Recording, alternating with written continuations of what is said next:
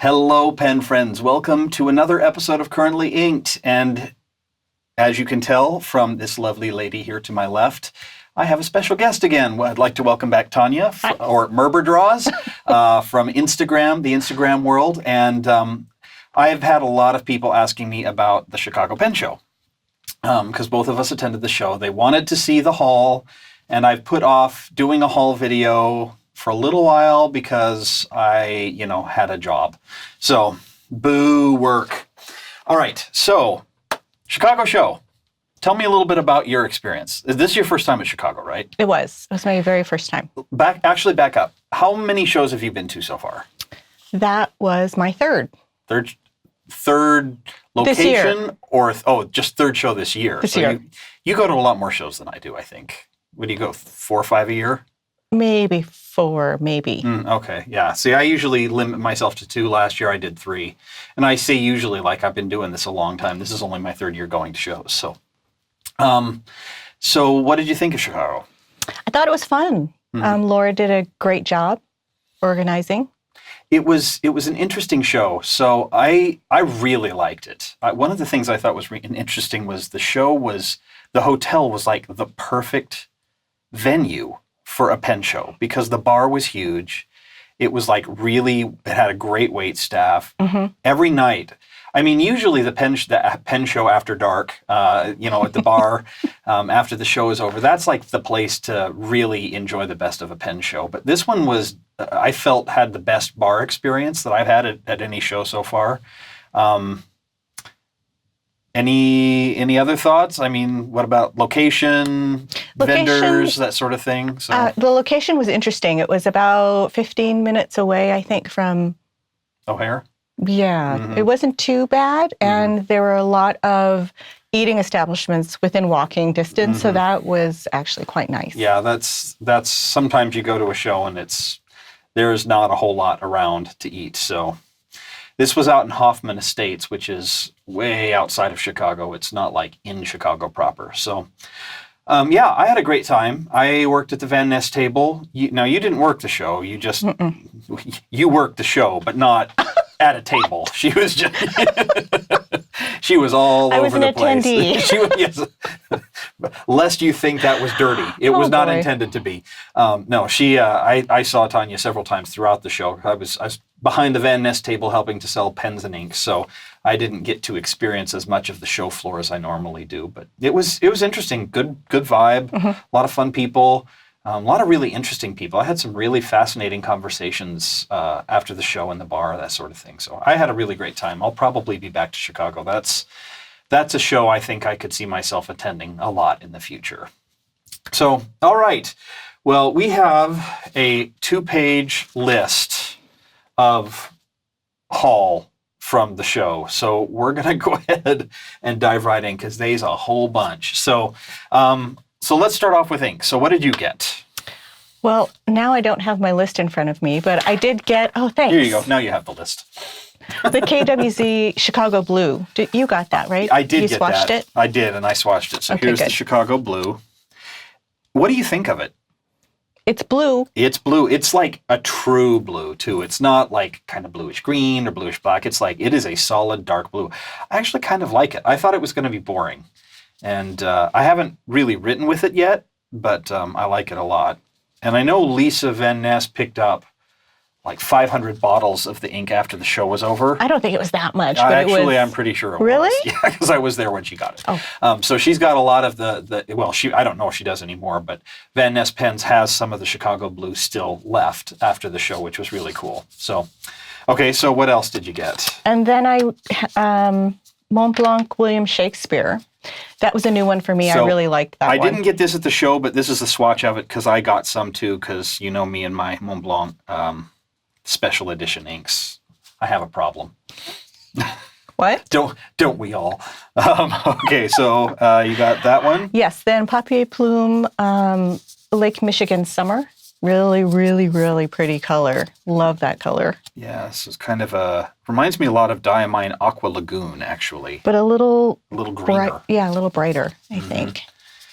And then the Papier Plume IV 108. Yeah, and we have a lot of the same inks because some of these were show inks. They were like exclusive to this particular show or to retailers at this particular show, that sort of thing. So I got all of these as well. I already had this one before I went, but these three I picked up at the show also. So what else did you get? And then from Lisa Vanness's table, I did pick up a bunch of Robert. Is it Oster? It is Oster. Rhymes with toaster. Awesome. Australian Opal. And that was a popular ink. Do you like it? Have you swatched it yet? I have. It is really interesting. Yeah, I think they sold out or came. I've only had one bottle left at the end of the show. I never picked it up, but a lot of people were interested in picking it up then. Kind of dusty, kind of mauve-y. It's pretty.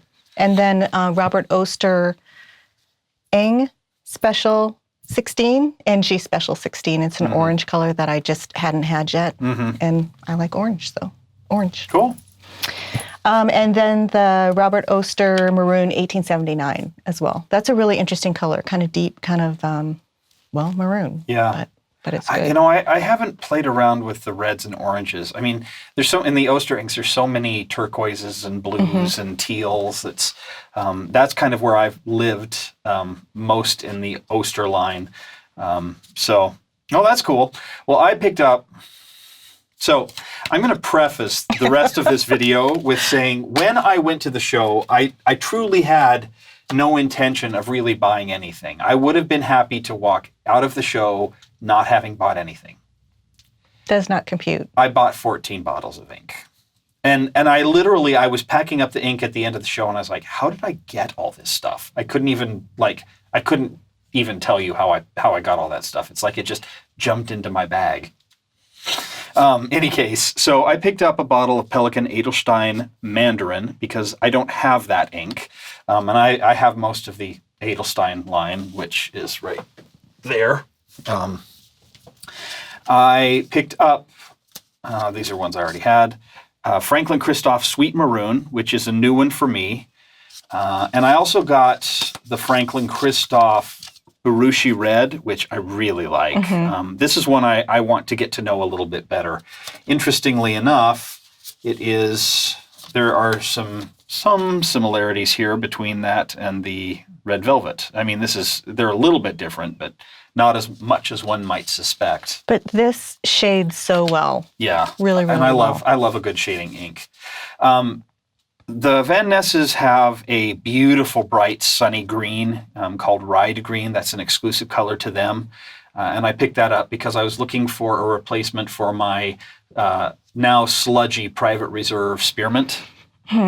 That was a pretty color. Yeah, it was a pretty color, and I'm kind of off Private Reserve inks now because me too. Too much sludge in the bottle. I picked up a bottle of KWZ Turquoise, which is a gorgeous color. That's really pretty. I have Iron Gull Turquoise, which I really like. It goes down about this color and then dries a lot darker. I wanted the one that didn't dry darker. And then I got KWZ Grapefruit, which has got some, I don't know how well you'll see it on the video, but it's got some interesting sheen to it there. You can just kind of right in the center. There's a brand of ink called Kyo no Oto, and I picked up this kind of blue-black color, number 5. I haven't written with it yet, just did the swatch with the glass pen, so I'm kind of iffy about it in the swatch. It's swatch. It's been one of those days. Swatch, so we'll see how... Oh, this is gonna devolve. I can tell. Let me apologize in advance. I picked up this beautiful green color, Califolio Olivastra. That is pretty. And I have not had a lot of Califolio inks. I've never had any. This is my first one. And Anna from the Well-Appointed Desk really suggested that this is one of the, if I wanted to get into Califolio inks and wasn't into pink, this is one of the ones I try. She really likes, what is it, Andronopal? That's a really great ink. A lot of people love that, but I'm not really into pink inks. It's not my thing. And then I got this, and I didn't get it so much for the ink itself. I got it for the package because isn't that so cool? Yes. This was, and I actually didn't get this at the Chicago show. I was in New York for a week before the Chicago show, and I got this at Fountain Pen Hospital. They were cleaning out their storage unit in the basement, and they found a box of Waterman ink that they had ordered in 1946 when the store opened that had never been opened.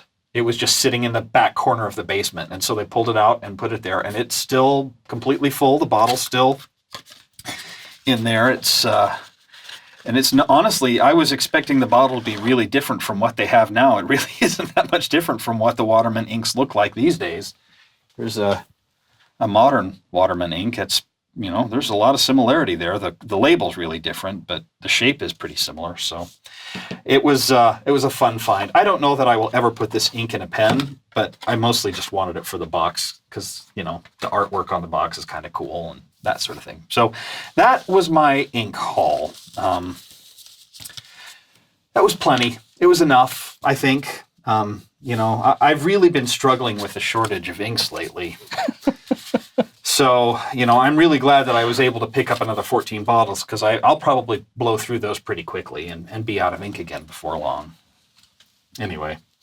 Okay, so inks. So one of the other things that I really like about shows is the paraphernalia. The stuff I don't think, oh, I want to order this, but when I'm out and about and see it, I'm like, yeah, I need that in my life. So what are some of the random paraphernalia stuffs that you picked up? I did pick this up. It's the pretty Notco fodder stack leather, which is kind of fun. And they also had the extra large note cards. Oh, yeah. So that's super cool. large, yeah. And they've got that reticle grid, right? Mm-hmm. Yeah, that's cool. I like that. Those are cool. I actually have not. I was at the table next to Brad Dowdy from Notco right next the door. whole show for 4 days straight, and I hardly got to spend any time at his table because we were so busy pretty much the whole show. That's really pretty. I like that. Mm-hmm. Okay. And they sold out of that too, so that was kind of fun. Yeah, they sold out of a lot of stuff. Yeah. Anything else? I did get a color ring, but I didn't bring it. You must have one. Yeah, I picked up a color ring. So Anna, again from the Well-Appointed Desk, and her husband started this. A while back, there was a set of cards that you could buy on a ring called Maruman word cards, and they stopped making them. And those were like the swatch card of choice for ink people for a long, long time. And for the last couple of years, there hasn't really been anything to replace it with. So Anna and her husband spent a long time finding these cards, finding a good paper and making these Colo rings, which I think is just a cool name.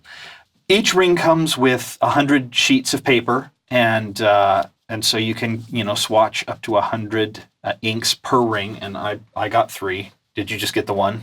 I just got one. Yeah. I still like using my little cards, my artist trading cards, because I've already swatched all my inks with these and I don't really want to start over again. But one of the things I like about these is you can take the ring apart and reorder them. So if I want to order them by brand, if I want to order them by color family, so I'm thinking about kind of re-swatching them. I also saw Leigh Reyes. Did you see her Instagram where she just rolled the card up and dunked it in the ink? So the whole edge of the card here on one end was a color, and you could just like fan it out and see all the colors. I was like, that Leigh Reyes, she's a smart cookie. It's like the Pantone. Yeah, exactly. Color. Yeah. So, let's see. And you got nib work done, right? I did. So what did you have nib work done on? I had nib work done on these 2. I didn't bring the other ones, but I did bring some new pens, vintage pens that I had gotten. So which are these? These are Sailor. Okay. Mm-hmm. And then I had nib work done by the nibsmith, Dan Smith. Mm-hmm. Was he the only nibmeister aside from Jim from Franklin Christoph who was there? Yes. Yeah, that's the one thing I hope the Chicago show organizers, if you're looking for this, try to convince some more nibmeisters to come to the show next year. We could use 2 or 3. I think Dan was pretty busy the whole show. Mm-hmm. Well, that's cool. What did you have done to your nibs then? I had them changed to cursive italic. It's kind of my thing. Your thing. Mm-hmm. Cool. Love that. Very cool. I also had some nib work done. I had it done on my Canalea Kahakai. I'd bought a semi-flex nib from FP Nibs in Spain, and I like the nib a lot. I like the bouncy feel of it. It's a really nice wet nib, and I got it as a fine nib tip, but it was more like a medium, and I wanted it more like an extra fine, so the line variation would be a little bit wider. So Dan actually took it to like for me, what is like extra fine. So it's a real fine line here. So you can see it. He did a really, really nice job on this nib though. So it's going to take me a little getting used to because I'm not used to writing with these super extra fine nibs, but he did a really good job on the grind. It writes real well and it's still wet, which I like. So that looks really good. Yeah. Let's see, what else did I get? Looking at my list here. Oh yeah. So we were telling you about the Papier Plume inks earlier, the Lake Michigan Summer and the Ivy 108. They also had a really wide selection of these sticks of flexible sealing wax, and it's really, really flexible. I mean, these this wax is just like, it feels like a hot glue stick. Yeah, feel free. But one of the things that I love about them are the colors, because they had probably 30 or 40 different colors, some with metallic in them. They have them custom made for the shop, so you can't really get these colors exactly this way anywhere else.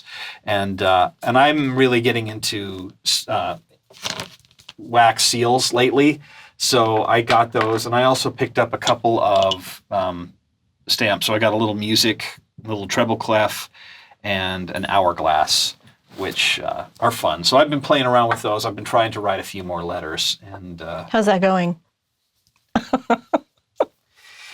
Let's just say that right now, if I were to pick up the letter on the top of my to reply pile, it's probably from August of 2016. That's kind of where we stand right now.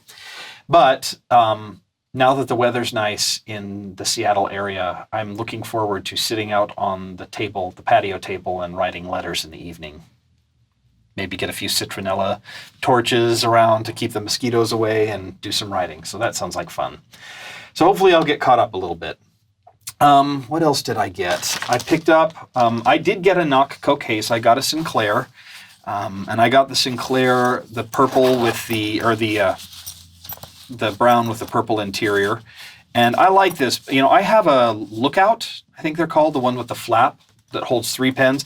But I like this because you can hold a lot of pens in here. Tons. If you don't care about your pens touching, you can hold, 10, 12 pens in here. I usually try to limit it between 5 and 6 because I don't like my pens to touch most of the time because I'm anal retentive like that. But yeah, it's really nice. And Nocco makes such high quality stuff. So really like that. I did get the waxed version. I thought that was kind of fun, but I wanted it to be brown. And so I had put it in my Instagram stories, and somebody asked about it, and they really wanted it, so I sold it to them. I almost bought one of those too, because the texture is so cool. Is it waxed canvas? Yes. Yeah, the texture of it was really, really cool. I hope they bring more of those back in different colors, because I would snap one of those up about that fast, especially if it's like a bright green color or something. That'd be nice. Yeah. Yep. I mean, we all know how I feel about the color green. And then I got these, which are Lay Reyes, previously mentioned, Lay Pod on Instagram, came up with these really cool journal guides. And so there's these pieces of glossy cardstock that go under your page in an A5 size journal for different kinds of tasks. And they come with, if you want to do multiple columns, or want grid versus blank, or this weird circle templates. And she even shows you, it kind of gives you a guide to the guides of different ways you can use them. It's a cool little product, and they're on sale now at Vanness Pens, at vanness1938.com. They also come with these fun little stickers, because we all love stickers. And stickers for life. Lay is kind of an artistic genius. We all kind of love her. And she's really cool, too. That's the other thing about Lay Reyes. It's like, it's hard not to just love her, because she's that cool. So she flew in all the way from the Philippines for the show to teach some classes. It was really cool to have her there at the show. This was her first time at Chicago as well, I think. So, all right. Now it's your turn for pens. Things acquired? Yes.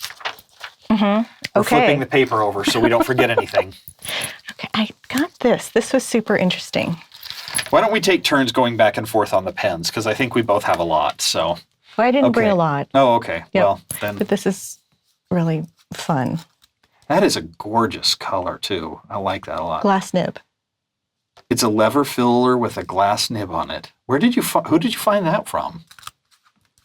You know the fellow with the pelicans? Yes. And his wife hung? Mm-hmm. There.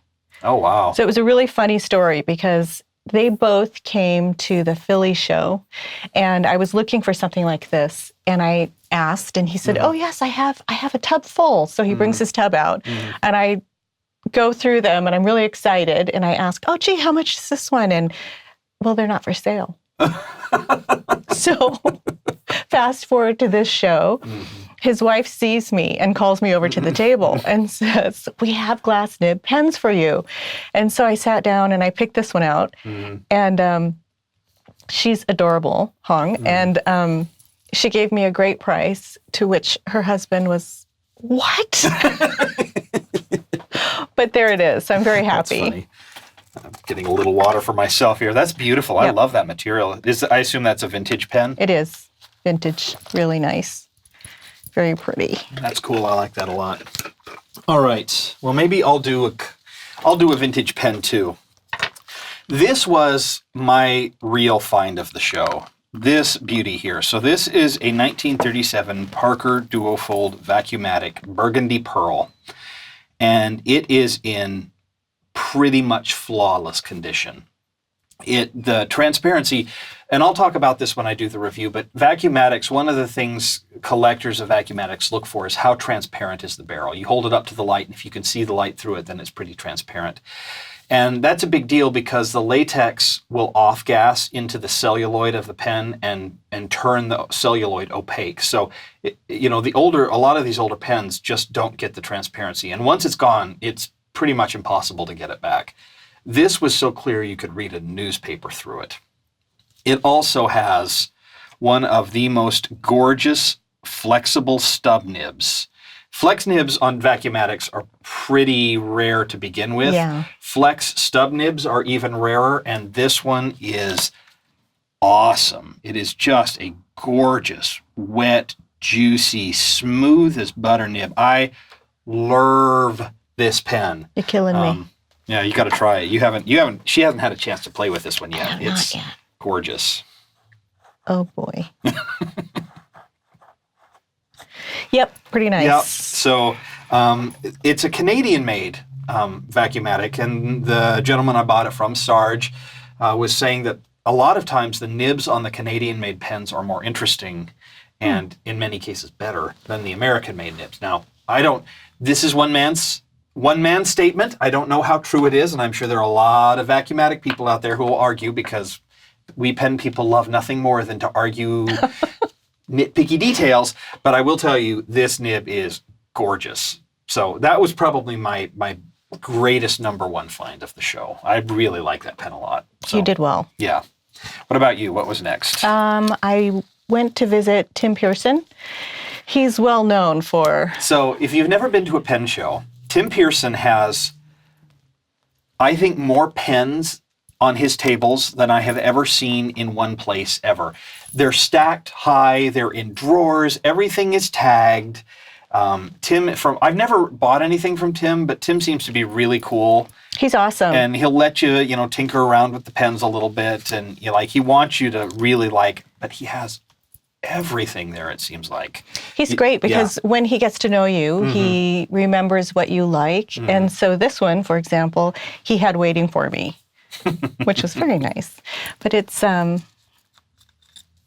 this is Flex. I don't have it inked. Well, look at the times on that I thing. know. Lovely. May I? Yes.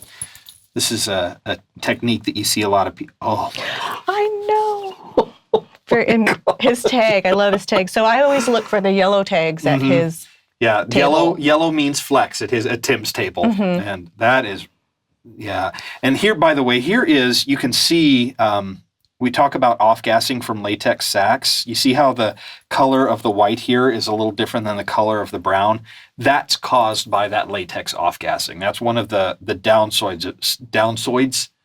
Oh, Blimey! That's fine. That's one of the downsides of these early celluloids. But it's beautiful. It's in great condition. So that was that's a nice find. Cool. Well, I'm going to do 2 pens next because they are cousins, if not brothers.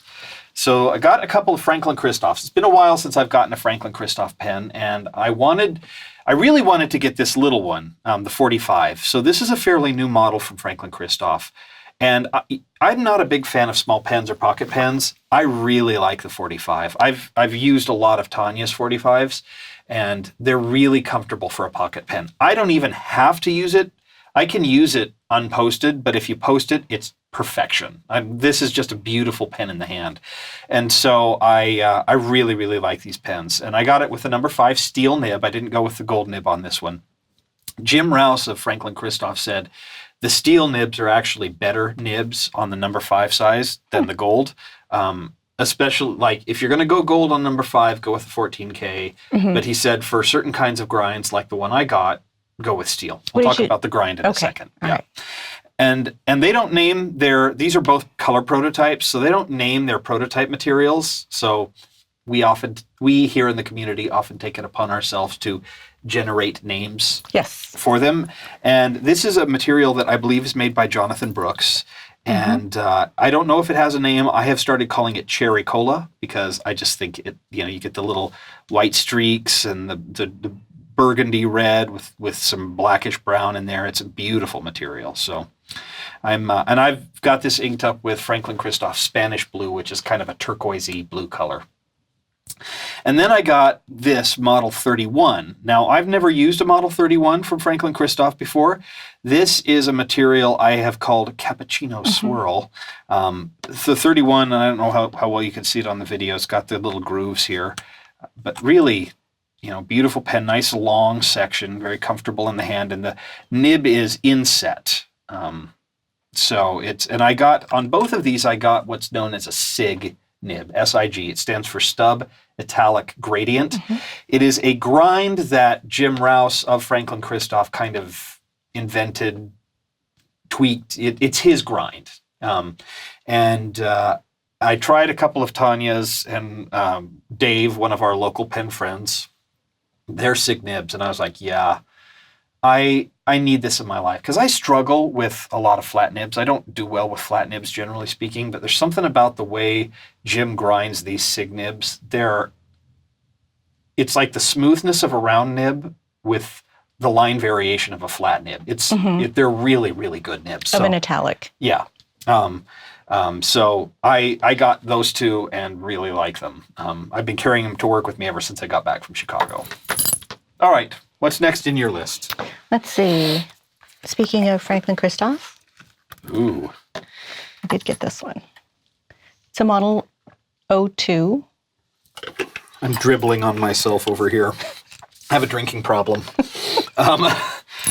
So before we go into the specifics of the material on this, if you're new to the pen community and you've never been to a pen show, one of the things to know about any pen show that Franklin Christoph attends is starting usually on Friday of the show, the first full day of the show, every morning, as soon as they open the table, they unveil several trays of color prototypes. There's 2 or 3 colors.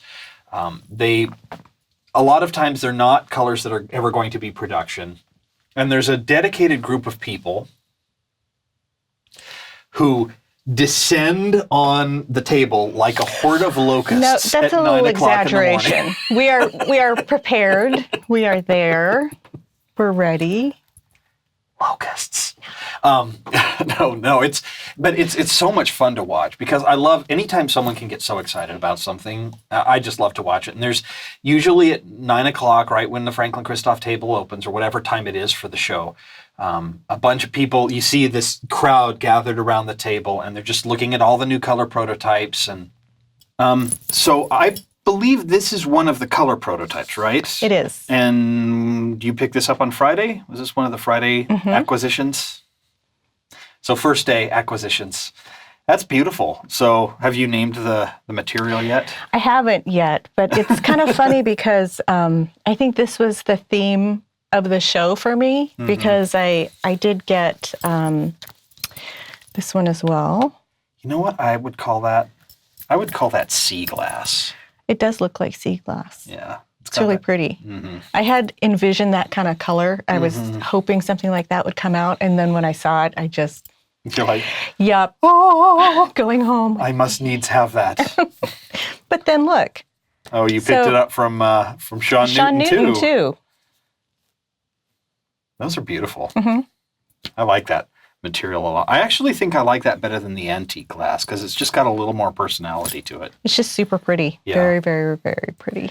Well, we all know I like my turquoises and my light teals anyway, so... No, those are really cool. I like those. Those were a must. And nibs? Cursive italic. Of course. And then this is just a stock Bach nib. Is it one of the titanium or steel? Steel. That I'll be changing out. fpnibs.com. Yeah. Not a sponsor, but I'm a fan. I've got a new order coming in tomorrow from them, actually. You do? I do, because it's going on a new pen, which I will show you when we're done recording, which you don't get to see until a future video. Okay, because it's not part of the Chicago Pen Haul. All right, I'll do a couple more pens next. Actually, no, I'm going to do this one, because this one's a little different than any that I've done before. Now, if you're a regular watcher of my viewer, you're like, Matt, why did you buy a black pen? Because, as we all know, Matt likes himself a little bling, and this pen has a little bling. So this is a Ryan Krusak legend. Now, Ryan Krusak, for those of you who aren't familiar with his work, is a pen maker and incredible artist. He I think he's been to every show that he goes to a lot of shows. And he'll do scrimshaw work on pens, and he'll hand paint these beautiful nature scenes on pens.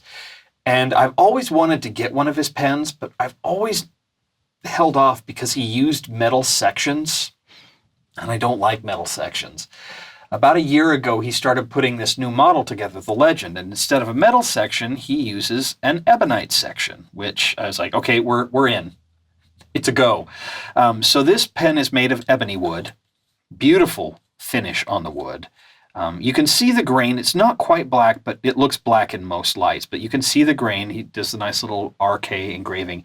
But then he inset these jewels of labradorite, which, if you're not familiar, is a stone. And it is this iridescent gorgeousness that he put in both the top and the bottom of the pen. Just a beautiful material. I got a steel nib on it. It's a steel number 6 nib in medium. It's a really good writer. I haven't decided if I'm going to swap that out for something else. I may. They do make those semi-flex nibs from FP Nibs in rhodium plated. That would be nice. So that may have to be a thing at some point in the future.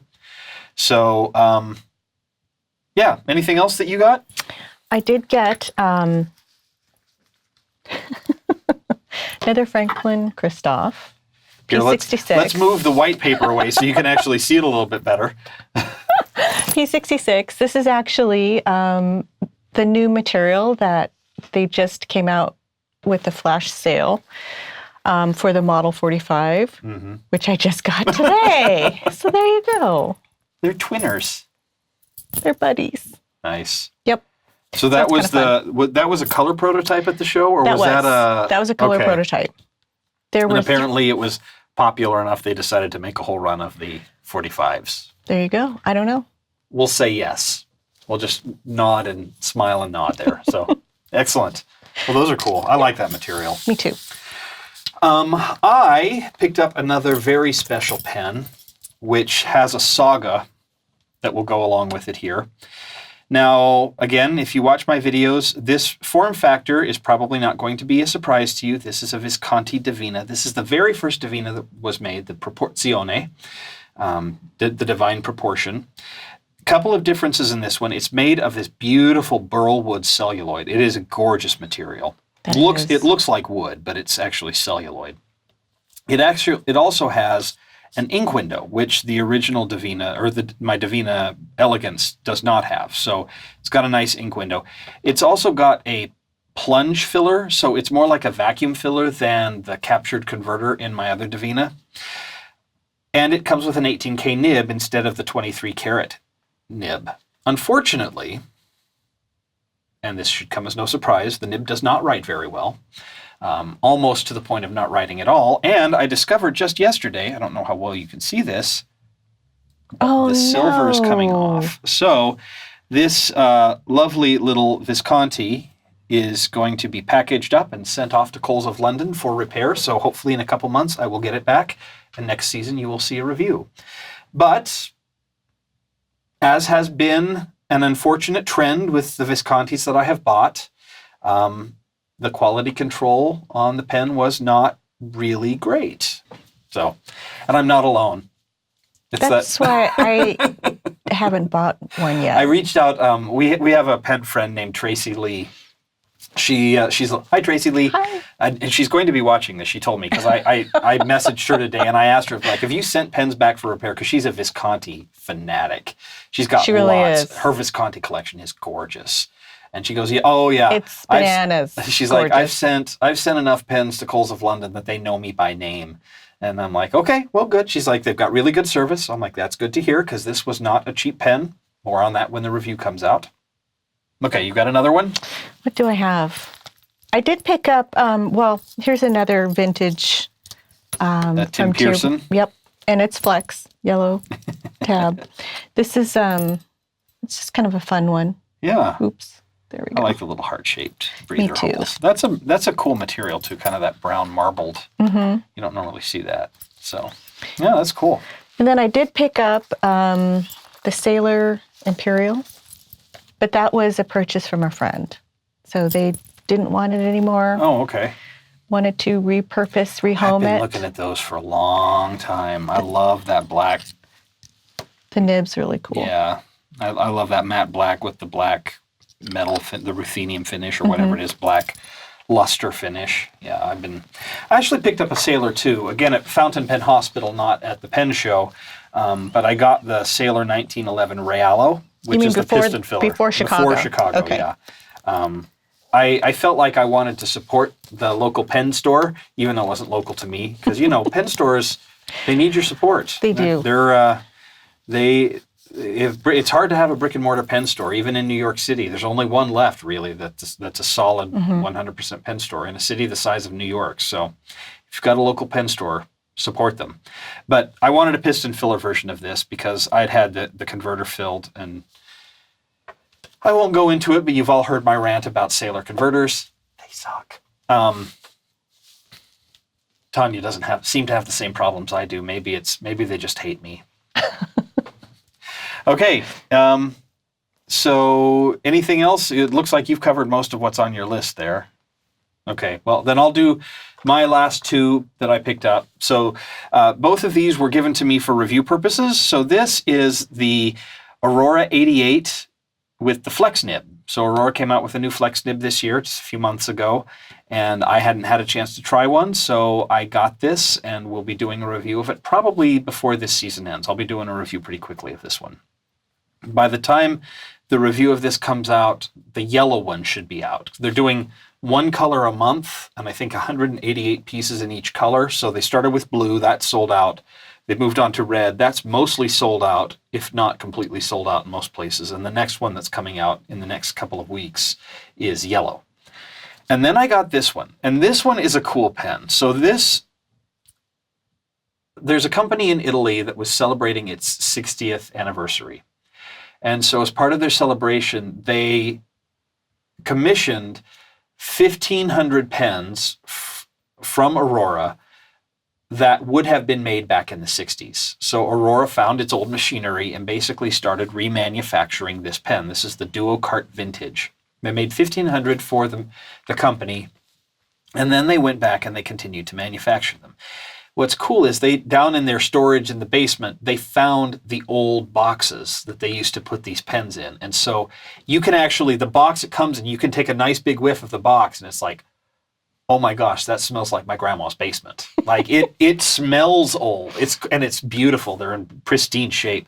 Comes in two colors. It's black and silver and this burgundy and gold, and got a hooded nib. And I haven't really written with this much yet. I don't have ink in it. I thought I did. I've run it across the paper a few times, and so far it's really smooth. These are just relatively new to the market, and if you like that vintage feel but don't want to have to deal with a vintage pen, because vintage pens can be persnickety. This is one you might want to take a look at because it's a neat pen. I like it a lot. Plus, it's a vintage box. May not be a vintage pen, but it's a vintage box. So, that is our meager haul from the Chicago show. I didn't bring everything. So. So those of you who follow Tania, by the way, just so everyone knows, if you make it this far in the video and you want to leave a comment, her name is spelled Tania. I think I saw about 20 different variations of the spelling on her name the last time we did a video, which just tickled me to no end. So if you want to leave a comment, it's Tania. But if you follow Tania or Merber Draws on Instagram, you'll know that she is a big fan of Franklin Christoph pens. She's worked their tables at some shows in the past, and I'm sure will probably do so again in the future. So she knows Franklin Christoph pens inside and out. And when I was putting together the show notes, I just said I had pens, and I had my name and the list of pens, and then under hers I just said Tania, Franklin Christoph everything. I burst out laughing when I saw the note. Because I was like, I knew there was more than just what I had seen. So any other final thoughts about the show? I mean, I thought it was a great show. It was a nice mix of modern and vintage. Also, it was really interesting. I came across this one table, and he definitely had some antiques. And I went home with the vintage set of Sanford inks. So there were 5 bottles in the little box. So that was kind of fun. Hang on. Yes, those. I found those at my grandmother's house when we were cleaning it out after she passed away. Aww. So there's still a little ink in the green one. Were they full? They were not full, but some did have ink in it, but that was kind of these a fun are cool find. I love these little jam jar bottles. They're very vintagey and cute. I did also find a dip nib that had a pencil as well at the same table. Oh. So that was kind of fun. But anyway, that's cool. Good mix. Yeah, I liked it too. It was the one thing I will say is, I think for the first time since I've started going to shows and in the heat of my youthful exuberance and tendency to know-it-allness, I have been a little dismissive of some of the complaints of longtime pen attendees, and I think I saw for the first time the validity of a lot of the concerns that people have expressed in the past that I hadn't seen before. As the nature of these shows adjusts and evolves over time, I think there's still a little bit of work for us as a community to do to find ways to make shows work for both people who are really into vintage and people who are new to the hobby and really into modern. And I don't know what that is. I felt like there were a lot of steps being taken in that direction in this show. And Tania's right. There really was a good mix of vintage stuff and new stuff and inks and pens and paper, and it was a really good new pen makers, individual pen makers and large companies. It was a really good mix of stuff at this show. The vibe of the show was energetic and very fun, I found. Like I said earlier, I thought the hotel was a perfect venue for a pen show. The only thing I think I would have liked more is a slightly bigger ballroom so we could fit more people in there. But there's room to expand that show in the future. There's other rooms at the hotel, so if they decide they want to start expanding into other side rooms, there's a lot of space for that going forward, which I think is great. So huge kudos to the team that organized it. I know they worked really, really hard, and it was a very successful show. It was a lot of fun. One of the most, I've had more fun than at most shows I've attended, and I'm fairly certain I drank more alcohol in the 4 days that I was there than I have in my entire life up to that point. Oh, but you should have, do you have your vest? Oh, I don't have, actually I do. Great vest I'm leaving made I'm leaving for the Tania show. alone in front of the camera for just a moment. I don't know what to do I with will cut my this out. hands. Okay, good. One of the things that you have to see is Through his the vest. Yes, through the magic of television, welcome to Vest Vision. So I had this just atrociously hideous fabric and vest made, and this is my new show costume. It's just so awesome. And my favorite part, and I don't know how we'll be able to see this, is the pen holster on the side here. It's got little loops for me to hold pens in. So it's perfect. It's a cross between the pen show enthusiast and the creepy, hey kid, you want to buy a fountain pen kind of thing. So it was good times. We had a lot of fun with that. Okay, well, what's the next show you're going to go to? Probably DC. You're going to do the DC show this year? Mm-hmm. I, unfortunately, despite what I have said earlier in the year, I'm not going to be able to make it to DC. I'm particularly upset about it this year because I just found out that Aziza is going to be in DC, yes. And I have yet to meet her in real life. It makes me angry. So I keep telling her she needs to come to San Francisco, and hopefully she and Steven can come to San Francisco. And if they can't, then I may end up going to the Toronto show this year. Ooh. Scriptus in September. I wish that was more than one day. I'm actually kind of glad it's not. Really? Because A, I would like to have a retirement fund of some kind. And B, I love Toronto. Toronto is such a fun city. And if I'm going to go to Toronto, it's like I want to spend a day in a pen show. And then I want to spend like a long weekend just going to see shows and eating in restaurants and going to museums and doing that kind of stuff. So I may do that.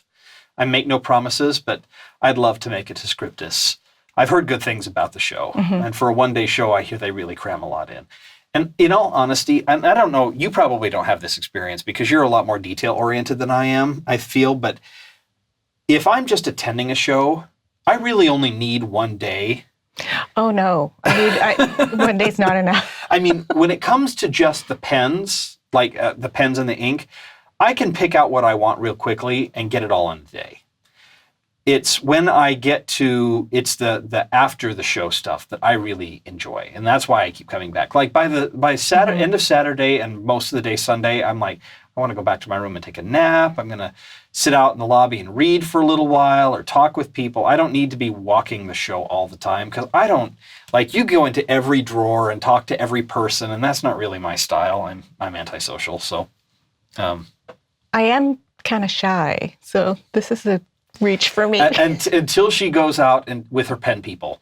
And in the write-up I did, I actually said the same thing. There's something really comforting about being with fellow pen nerds.